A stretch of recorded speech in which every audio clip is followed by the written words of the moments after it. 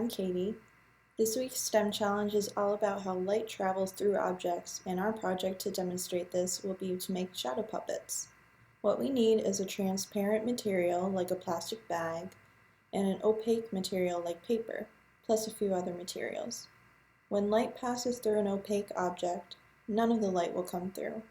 A translucent or semi-transparent object will block some of the light, and a transparent object won't block any light.